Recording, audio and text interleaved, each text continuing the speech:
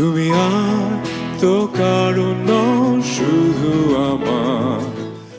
নতুন বছরের শুরুতেই সুখবর দিলেন জনপ্রিয় সঙ্গীতশিল্পী তাহসান খান।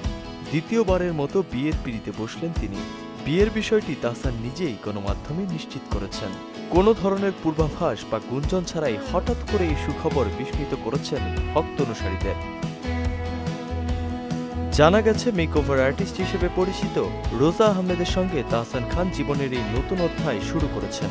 শনিবার সকাল থেকেই সামাজিক যোগাযোগ মাধ্যমে তাহসান ও রোজা আহমেদের বিয়ের আয়োজনের একাধিক ছবি ছড়িয়ে পড়েছে। নবদম্পতিকে শুভেচ্ছা জানাতে নেটিজেনদের মধ্যে উত্তেজনা ও ভালোবাসার ঢলও নেমেছে।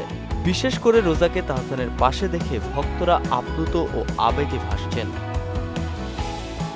তাহসান খান গণমাধ্যমে জানান, তার স্ত্রী রোজা আহমেদ নিউ ইয়র্ক ইউনিভার্সিটি থেকে কসমেটোলজিতে পড়াশোনা করেছেন। স্নাতক শেষ করার পর তিনি কসমেটোলজি লাইসেন্স অর্জন করেন এবং নিউ ইয়র্কের কুইন্সে প্রতিষ্ঠা করেন রোজাস ব্রাইডাল মেকওভার।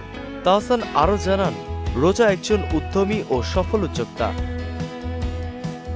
প্রায় 10 বছরের বেশি সময় ধরে বাংলাদেশে এবং যুক্তরাষ্ট্রে ব্রাইডাল মেকআপ আর্টিস্ট হিসেবে কাজ করছে রোজা আহমেদ। সামাজিক মাধ্যমে রয়েছে তার অসংখ্য অনুসারী এবং নেটিজেনদের কাছেও জনপ্রিয়। তাহসান খান বাংলাদেশের বিনোদন শিল্পে গায়ক ও গীতিকার, অভিনেতা এবং টেলিভিশন উপস্থাপক হিসেবে সুখ্যাতি কুড়িয়েছেন দীর্ঘদিন ধরে।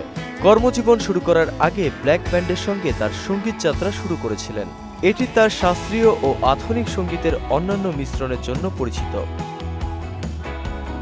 প্রায় 18 বছর আগে 2006 সালের 7 আগস্ট বিয়ের বন্ধনে আবদ্ধ হন তাহসান খান ও অভিনেত্রী মিথিলা।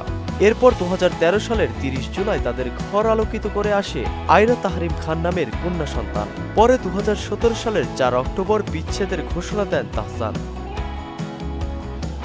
নাসিমুল বারী, সৌরভ, মোহনা ডিজিটাল।